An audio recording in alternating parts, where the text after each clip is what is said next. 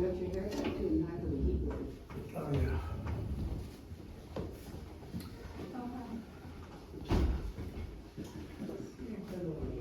Okay, thank you. Well, thank you for coming, everyone. Clearly Meant is a series focused on one poet at a time. So I invite a guest poet 3 times a year. So Tim is our June poet. We'll have a poet in October and February, and I don't know who they are yet, because I just got funding approved for next year. So welcome again, and Tim and I have known each other a long time, but I'll probably read from this because, I don't remember everything. We actually met when we first moved to Berkeley, I think in '91. Yeah, and we both went to a poetry reading at Laval's Subterranean. And they had the proto slam, where if anybody knows slam, it's where people get up and get judged on the poem and performance. And neither of us won. Tim Donnelly lived 30 years in Redondo Beach, California, and 30 more in beautiful downtown Berkeley. He's a special education paraprofessional and union negotiator in the Berkeley Schools, semi-retired. His poetry has been published in journals and websites, including the Oakland Review, the Berkeley Times, the fabulous The Racket, Milvia Street, and the anthologies Crossstrokes, Poetry Between Los Angeles and San Francisco, and 1001 Nights, 20 Years of Redondo Poets at Cafe Cartel, 1998 to 2017. Join me in welcoming Tim Donnelly.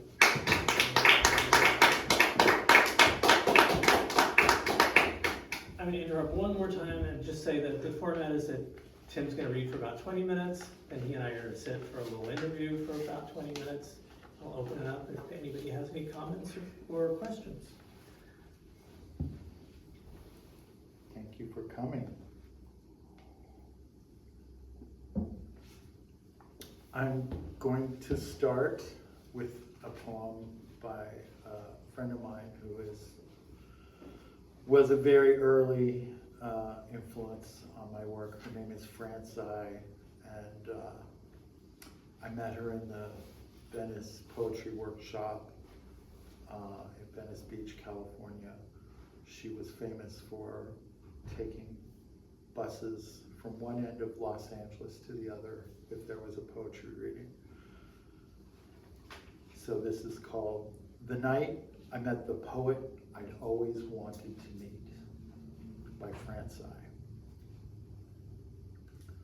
On the cover from where I sat, she looked 19. It turned out in that picture she was really about 30. And she, beside it, reading from the same book, is my age, 70-something.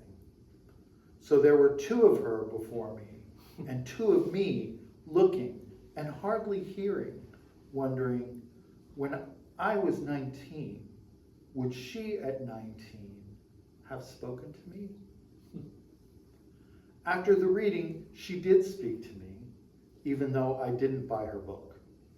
We talked about women and people being cheated of their lives. Then I went to Ben & Jerry's, floating on poetry and talk, to use their bathroom before I got on the bus. When I returned the key, still up from the evening, the clerk, who knows me well in other moods, offered me a brownie special. Why would I want such a thing? Being high on language still, as I am not usually when I go in there, so needy, I said, "Oh, no thanks, my pockets are empty tonight." Which was a cop-out. I didn't want to deal with the emptiness I was not full of right then. Then the 19-year-old girl I had dreamed I saw on the cover did speak to me. Yes, but would she have when I was 19? She wanted to give me money. Oh, go ahead, have one on me. No, I really don't need it tonight. Let me tell you how much you look like a poet I just came from hearing 50 years ago. But she talked right through me. She was nobody's poet. She was the goddess of bounty. The night was so beautiful, no one should go without ice cream. Ice cream seemed so far from anything I might want, I couldn't explain the joke. She just kept after me, finally almost attacked as she stuck a 5 in my pocket. I think I said thank you, walked out thinking, okay, this is a poem, how does it end? But on Main Street, ending it was easy. To the first I saw, that I always say sorry to, I said, here you go, and managed to catch my bus. A night like that's what I live for. We speak to each other. It doesn't matter that we hardly hear what we say.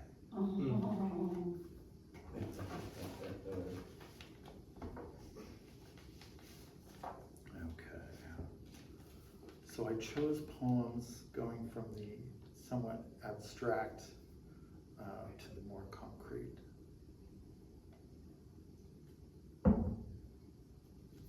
From the bottom of the well, all the worlds one inconstant moon. Their wishes tap me on the head, sometimes smelling faintly of blood. Do I still have feet?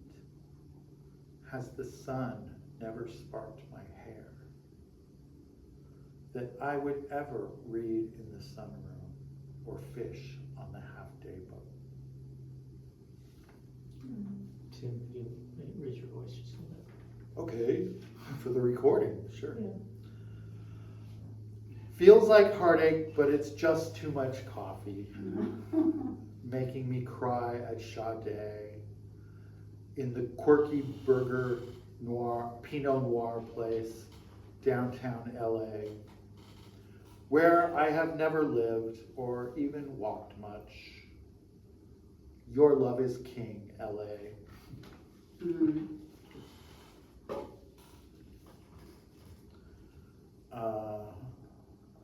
This is called Get Off My Ass, This is the Slow Lane. So what is it your business? Somebody rocking out to music you think sucks. What is it your business? The naked people, always the ones you'd rather not see. Oh, LOL, aren't you the wit?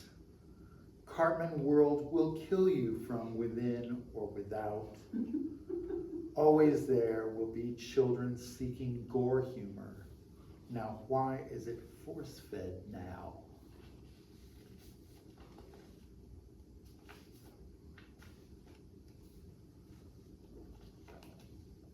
Fishing shallow, muddy water with a construction crane. But what comes up is alien as deepest sea, bug-eyed, white as death, size but not shape of a human baby, squirms arthritically. Plopped on deck, it rasps at low volume. This you may not do. This is not allowed. My curse, my bile, my worst on you. Next up, an egg, sage green with a veiny pattern, shining like ornament and sweet smelling, larger than any of the men operating the crane. Oh, you have to taste it, the white fish thing rasps in, if you lean to hear. It will make you rich.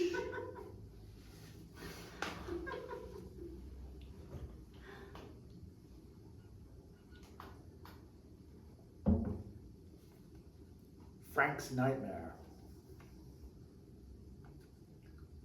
When you dream and you dream of being in your bed, in your room. Your body knows this part is true. You are in bed, dreaming you are in bed. This part is accurate. Desk by the window, an empty glass. So when the window opens and an evil elf in a spacesuit, a body is likely to leap awake, making a vocal you cannot approximate, knocking stuff over. Your roommate is now also jumped awake, clutching a blanket to his middle, other hand the heaviest thing he could grab, runs in to see nobody is getting killed. An evil elf walked in your room, your own safe room. Walked in, calm as you please, as if an evil elf had business here.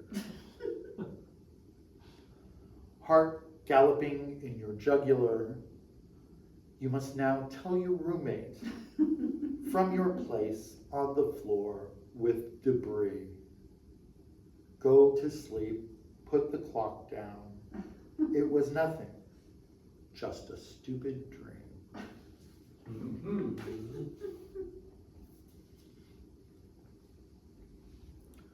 A marriage of cats. They must be held still or made to stay awake. The long bus ride felt like a pupae, my sunburnt back crackling to crispy bits.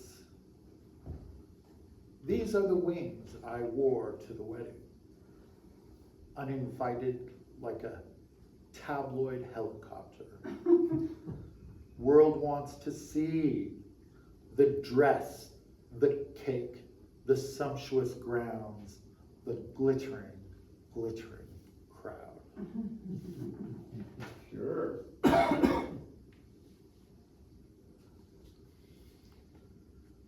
Tweet dawn. Behind these curtains is a secret experiment. Metallic breath, metallic taste, metallic smell. Makes him suspect he's a robot.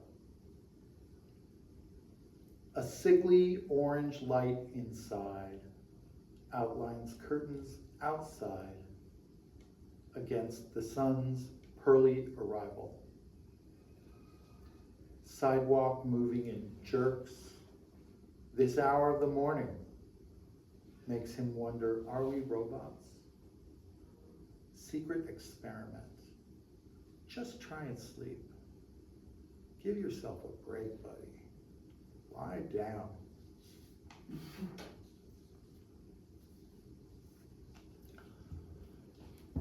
You know the feeling when you know they don't always answer the phone. You know that they don't always answer the phone because you've been there sometimes when they said, will you answer the phone for me, please? Say I died that last time, and you said no, and they just let it ring. Sometimes a long time until it stopped. You know that feeling that they don't always answer the phone, even though it might be you.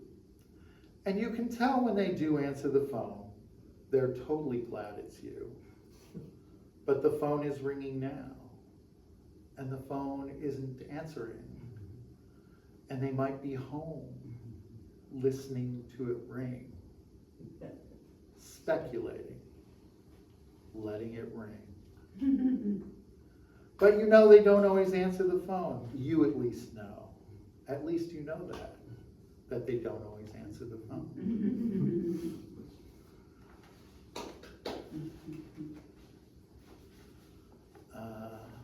Okay, I overshot here. The night the roof caved in. The third crack was loudest and followed by a boom. I was soaking in a deep, warm tub, padded nervously toward the door when the rain pool, a swimming water, banged in my door, deadbolt or no. I was met by an icy wave, knee-high, on its way to the kitchen. The bundled trudge in pouring rain and soggy shoes to find a payphone. The flashlight fireman barking, pack fast, the whole place could collapse. The hotel room, the lawsuit, the mold, and the cheesy remodel that took my clawfoot tub are all in the future. Leave me naked and dazed, electricity still on, a winter creek run through my living room, when Jonathan, in the unit next door, commences to shout a word beginning with the letter F, a word that we all know. Yeah.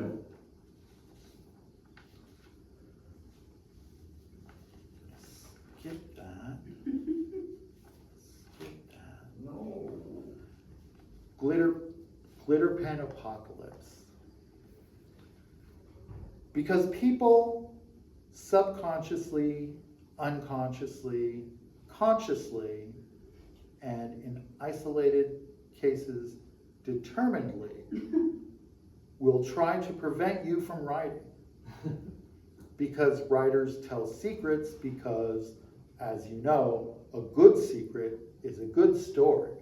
Because, as you know, when the words you write feel so dangerous, you stop and look around, then you know it's getting good.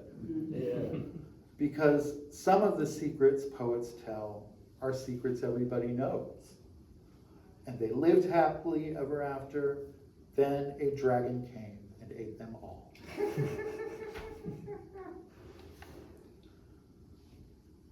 A rockin' little pop song.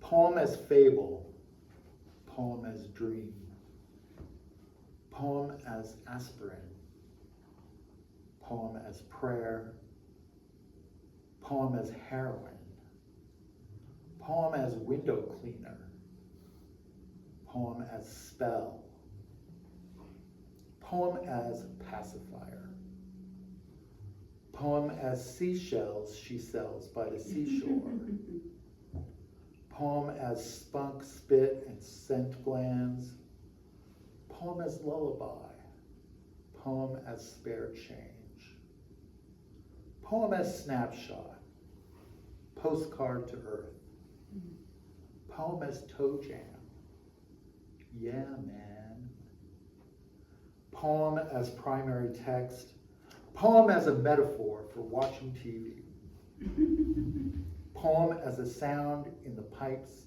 when you're home alone at night. Poem as stone, lullaby, dream prayer. Poem as battle cry, remember what you forgot. Poem as now, no now, no now.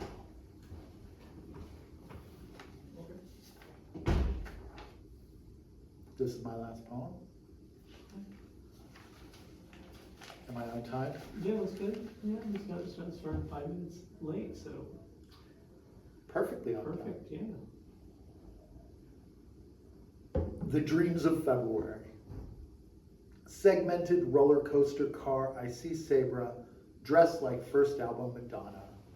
Pull over with a screech. She agrees to dinner, but I'll have to do better than jeans and a t-shirt. What happened to you? Eugene's sidewalk tent and surprisingly thick rug. Her boy, 5, with a mop of brown curls, gold at the ends, doing a floor puzzle picture of the Women's March. Pink knit caps, foam Liberty crowns, clever signs. Sabre puts me in an orange spiderweb shirt, hands me a red guitar, says, let's go. The waitress brings our kombucha, says samples are free. It's Costco. There's people running for the doors. A gorilla loose. Saber grabs my hand and runs for the back door with the gorilla. We bust out the emergency exit. Bookcase outside her tent, charred and bullet-pocked. She hands me a heavy old book, crumbly leather binding, says, my number's in the back with the personals. Call me later.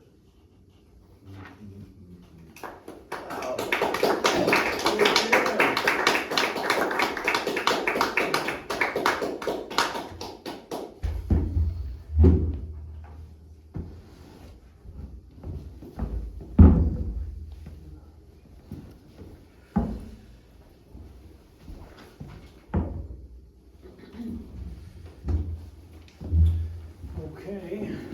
Okay. Here comes the part where we ask you all sorts of nosy questions. Let me just make sure the recording is We're in still going frame. on.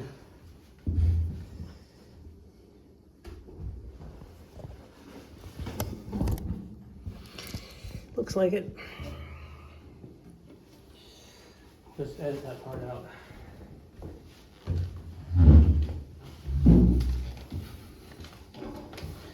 Well, thank you again. I think you read very well, and so it was nice hearing your voice as well as the work.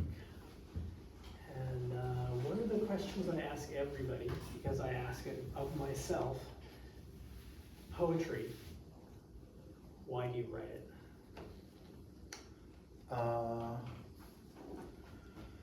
Well, I come from a family where the arts are valued. My mother is a painter, and I have memories of coming home from school and she's on the patio with two friends of hers with their smocks on and little glasses of wine and, 3 canvases going. My younger brother is a guitarist. My sister works in theater production. My older brother studied film at UCLA and is now a collector and dilettante. My father wrote plays for the last half of his life, so it's. So I come by it naturally. You were an arty family, a family that valued the arts. Okay. Did you start writing as a small child, or did that choice come later? In school, writing was always my best subject because I was interested in it. And growing up, I thought I would be an actor when I was growing up. So I took a lot of acting classes, and some of the things I learned have served me in performing my poetry. So. Yeah, that's one of the things that I liked about slam poetry when brought back to poetry or valued in poetry was the performance. So many poets get up and kind of drone, but you don't. You have good timing. If somebody's going to laugh, give us a chance to laugh, and don't talk over it. That's one of the problems that I find myself. Get somebody laughing, and then I start too soon and cut off some of the rest. So, have you followed up any of the acting bug in your adult life? No. Well, when I first came to Berkeley in '91, I tried out for a play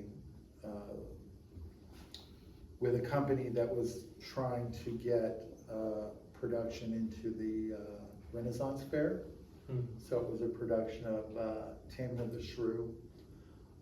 We were not accepted to the fair, and that was the end of it.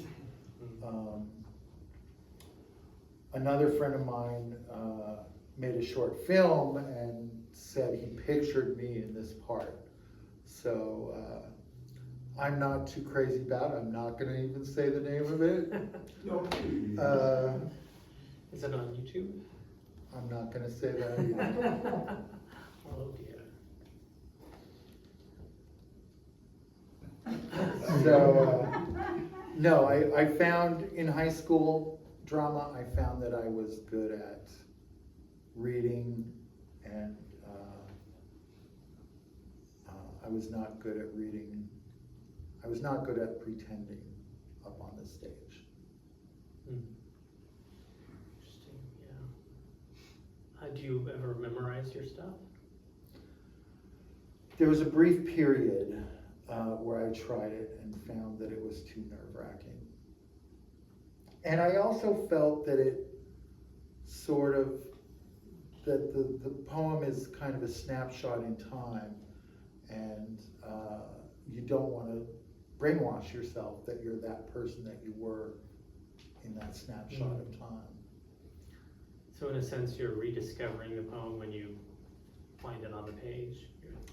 So yeah, the Bringing poem that time back. means something different every time you go back to it, or should, if it's a good poem. Do you have a working definition of poetry? Because poetry can be all sorts of different kinds of things, from the childhood rhyming verse to poems where just like words appear here and there on a page. Right. Well, I believe that anything someone says is a poem is, or give it the respect that the person who made it, you know, to call it a poem. But for me, no. I know you have written some prose, not as much as poetry. Do you have a distinct way of working one or the other?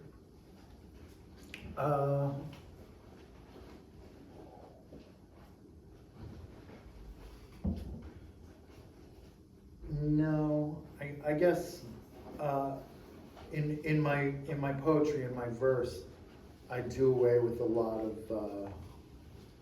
I let line breaks stand for a lot of punctuation, so I don't begin and end sentences, or in some poems I do, of course, but for the most part,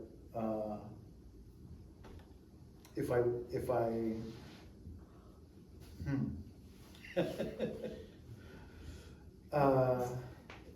some stories demand prose, yeah. Can you talk a little bit more about your process? Do you, when you sit down, when you're writing a poem, is it something that has come to you, so you have to go to write it, or do you just pick up the blank page and start working, or? I do both. I tend to keep poem titles in my head or in my notebook, and then sometimes I don't know that the poem has been cooking all this time, but I sit down with that title at the top of the page, and a poem kind of rolls out from that title. I've seen at times you've carried around a little notebook to catch things before they get away. Do you still do that? Oh yeah. And that it proves a good source of inspiration, or lines you can pick out? Yes.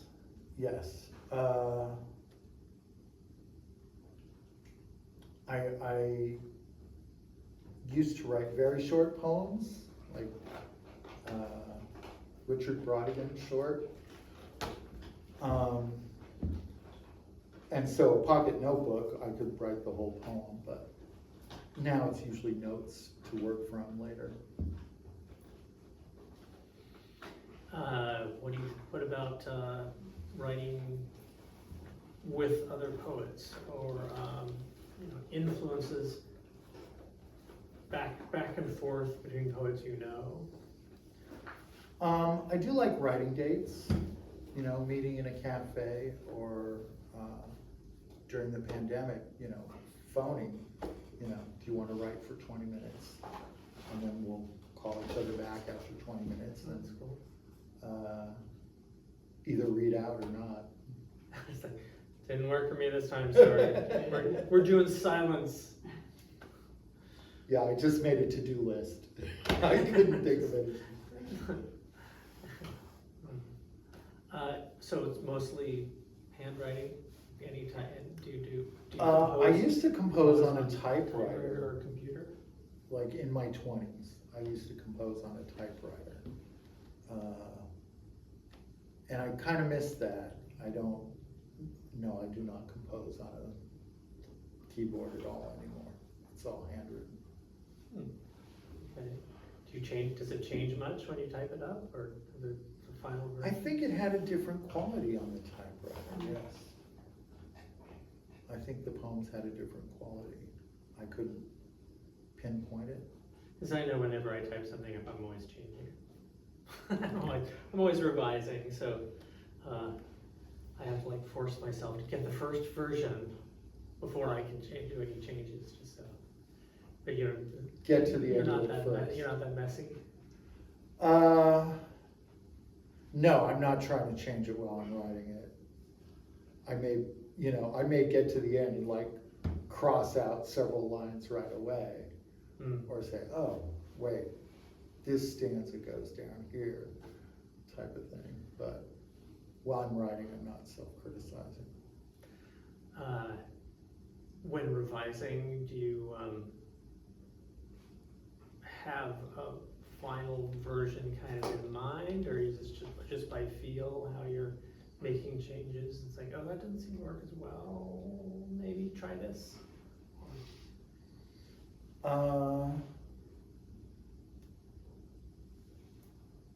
When I revise, it's usually a day or two old.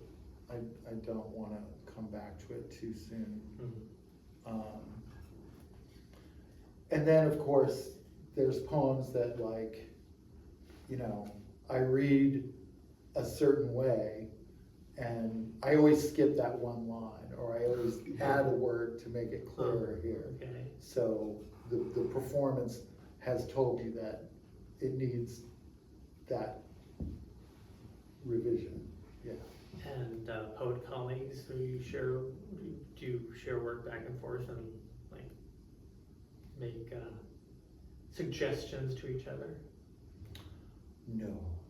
You're not a writing group poet, huh? Yeah, I was in my last poetry workshop pretty recently, and I decided that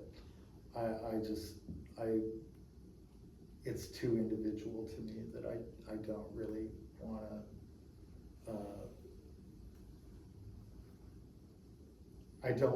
to take criticism. Yeah. You know, that I'm the best judge of my own poems. Yeah, and as far as criticizing other people's stuff, do you not want to do that, or is it something? If they ask, I will. Yeah, I have a few friends who will read me something and say, is this, you know, should I change that line, or is this too corny, or, you know, but I just try to stay on the creation side of It it. doesn't sound like you're going to be teaching classes No. anytime soon. Yeah, well, that's it's a big source of income for poets, because there's not much else source of income for poets. But do you favorite poets? Do you have favorite poets who, regardless of whether they influence you, whether you noticed an influence, but that you like to go back to? Frank O'Hara is the poet I always check back to. I love Kim Adonisio, Ron Kirchie is an excellent poet who I just love every time. Kay Ryan, Billy Collins. Yeah. As far as judging other people's work, have you, I think you were co-editor or editor for a couple different projects. It's like hand to mouth, maybe. Were you on editorial? Yeah, that was a long time ago. That was It's not something you'd want to continue. So that was 20 years ago. It's like, it's the past. Nothing about that. I think about, maybe publishing a hard copy poetry newsletter, because so much poetry is online now. Mm-hmm.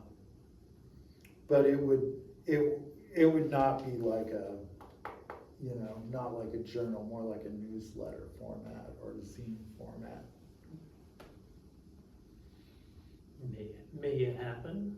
The library has free copies now, so you can do kind of cheap desktop publishing through the library. Those zinesters out here want to know that. Well, in the 80s, there was a poetry monthly in Los Angeles called the Shatter Sheet. And their specialty was shorter poems, but it was also really valued for the calendar in the middle that would have every reading, every workshop, every open mic that was going on, like from one end of Los Angeles to the other. And that was a valuable resource. So I thought of something like that. I mean, there are online poetry calendars, but most of them have a certain focus. Okay. And there are a lot of readings that I don't know about because I'm not on Facebook anymore. So to have a single, Hard to keep track of. monthly calendar, hard copy would be an interesting experiment. Ambitious It's a experiment. little bit ambitious, yeah. You really have to keep on top of the sources of information and, cancellations and all that sort of stuff. People who move on. Oh, we had a discussion about this one, so I'll bring it up. Poetry enemies. Do you have any? Sure. Not Any you can talk about? Not very many anymore. People who blocked me in some way.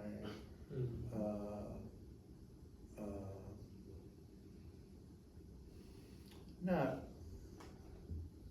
really. No great anecdotes. Not really at this point in my life. Get a last little dig in. Nah. Yeah, it's kind of fallen away from me too, although. Time Once in a sort while, of you wake fuzzes up. out those resentments. And- Ideally, I hope I'm the type of person always that time fuzzes out resentments. And thoughts on publication? Do you feel it's necessary or is it just nice?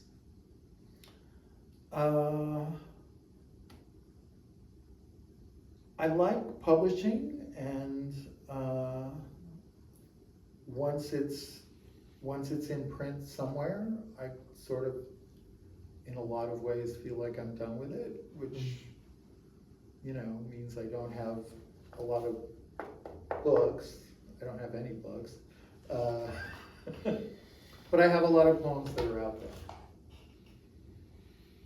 Yeah, well, it would be nice to see the Tim collection of poems in one place that one could have on one's shelf. So if it happens, I will get one. Okay. Have any thoughts or questions? Anybody out here? in the audience? I know some people have known Tim a long time, some people less long. Well, I'd love to talk to Tim. I'd like to hang out with Tim. We've been on a road trip, at least one. And I like what he has to say. I'd like to see a volume. You know, I'd like to see a brief. But appreciate what you had to say, especially the elf. Yeah, the elf. Yeah, Where the roommate shows up. And Yeah. I remember the roof that fell in. That was quite dramatic. yeah. Yes, very good. Thank you.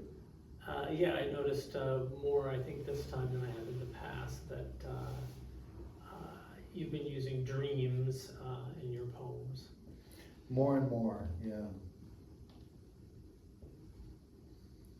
So I guess you remember your dreams. I do. Pretty consistently? I catch at least one a week. Oh, wow. Yeah. Dream journal or just what have you? Oh, right by the Oh, bed, you do? you know, writing in the dark with, you know, measuring how far down the page I am. Wow. Yeah. Yeah, you can fill up a lot of pages if you do that. Yes, well, you have to write pretty big when you're doing that. So, in the darkness. yes. Anyone else? Oh, I was just going to say that Tim and I go to the Freight and Salvage once a month for their open mic. You guys, it's really a cool thing. But it is a lottery. They used to stay until the last person would perform. Mm-hmm. But not anymore, so it's a lottery. It doesn't matter. It's still a good time. And Tim and I enjoy going there. Great. So is that once a month or once a week? It's once a month roughly, yeah. And it's always on a Monday, and the next one is the 1st of July. It is. So, It's a mix of mostly music. oh, it's mostly Mostly music. music, yeah. It's mostly music and mostly folk music, but the quality of the performances are really spectacular.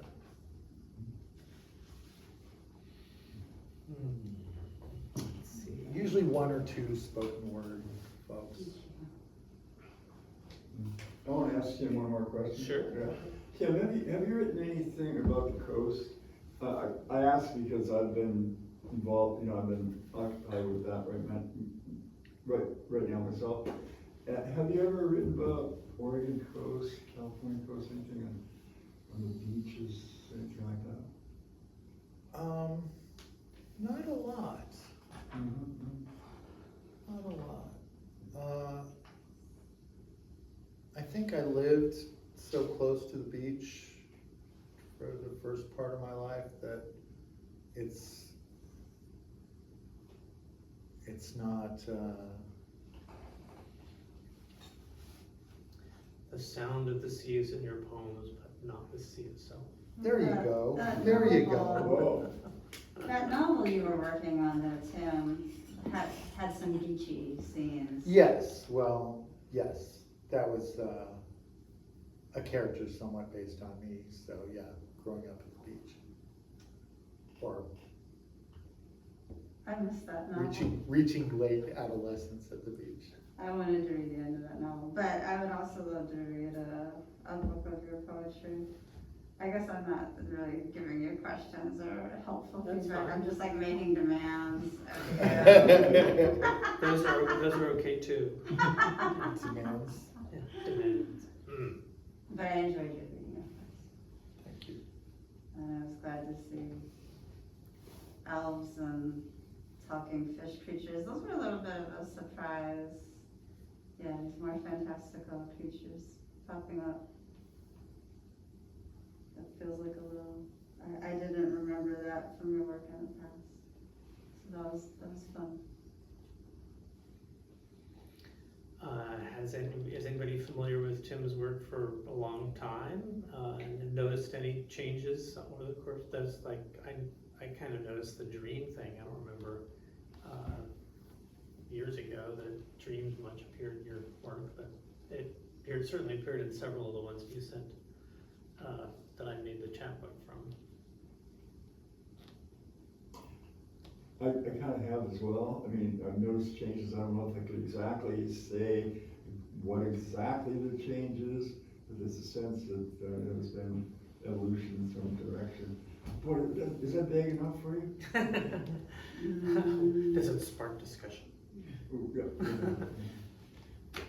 I was just intrigued to hear that Tim was interested in acting at one time. I did not know that. It's very interesting.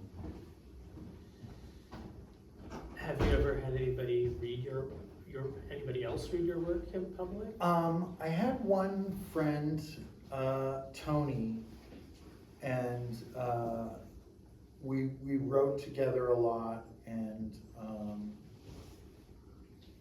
one time we did a reading where he read my work and I read his work, and that was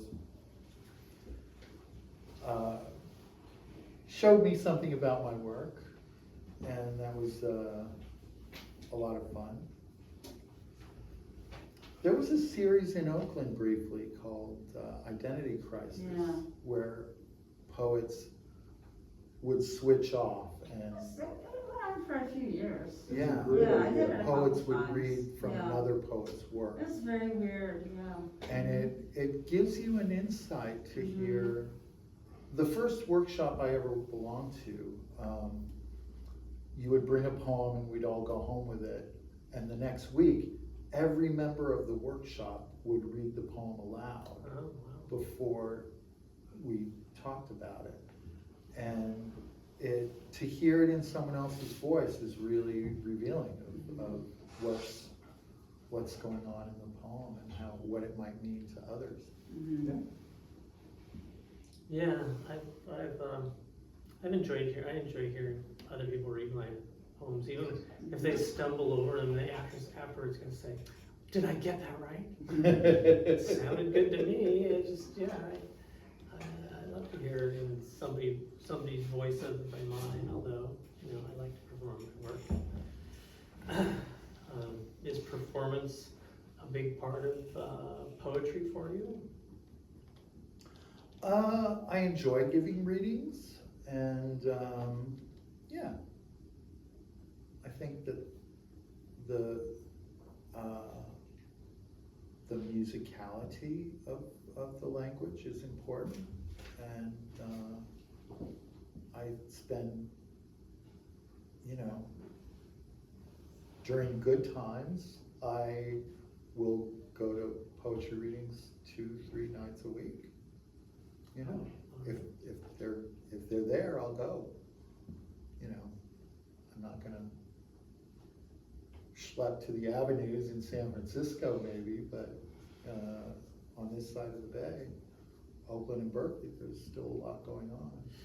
Yeah, it's recovered a lot from the COVID shutdowns. This reading was shuttered for almost 3 years, for instance. Now we're back.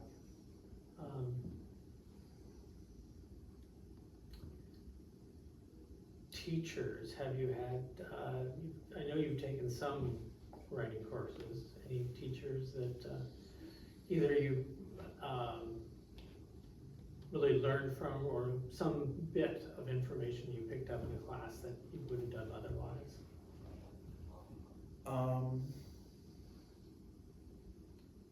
I took a performance workshop in the 80s from Wanda Coleman, Oh, wow. who is no longer with us, but one of the great performance poets of all time, if you ask me. And some of the things I learned in that workshop, I think about all the time. How to greet your audience, how to give space for your words, how to make the stage your own. Yeah. How to breathe and not stammer. Tremble. Anybody else have any comments? Sure. Do you think that there's I mean, you've worked with little kids for a very long time. Do you think that that has influenced you as a writer? Like, I feel like it's influenced the way you talk a little bit. Like, you have I feel like it's influenced your personality, so I'm like, that's my guess, because I didn't know you before that, but like, you have a way of like, being very calming, and like, you have a way of like, speaking that's very soothing. And I just wonder if like, you feel like, you know, I mean, you've had that career for so long, you know, and you're so dedicated to it. Do you feel like it's influenced you as a writer somehow? Being around these kids? In an indirect way, Yeah. I feel like, you know, kids in preschool, they're little explorers, you know, they are brand new to the world, and they're, you know, ready to impress their will upon the world. Yeah. And it's very renewing to be around that energy. So in an indirect way, I don't feel I have the right to write about my students. You know, they're just starting out their lives, and I don't really,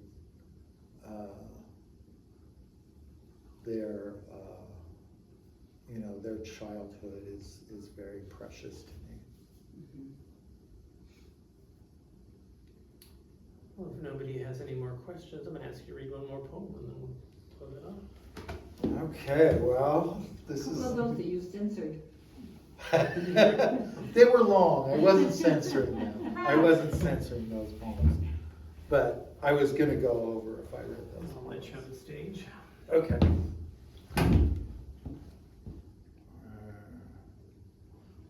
I'm gonna be a 21st century poet and read from my phone.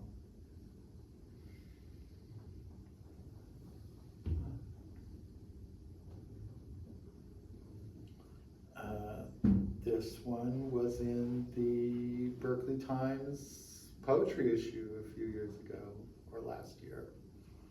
The McBeowulf War. Who decided poetry goes next to plays? Sometimes sharing a single shelf. Was it you, Aristotle? No one put me in charge of the poetry shelf, but I tended. Shelving contemporary and little-known poets alphabetically alongside ponderous hardback collected works. Sometimes I may move Homer or Sappho to ancient literature where there is always room. Sometimes someone else moves them back. Who knows if it's a customer or another volunteer? Also, who keeps putting Mick before M.A.? That's just messed up. Today, Dante's Purgatorio was back on the poetry shelf with a post-it. Dante is medieval, not ancient. Should I quit? Never. I put Dante back where there was more room. Throw the post-it in the blue bin.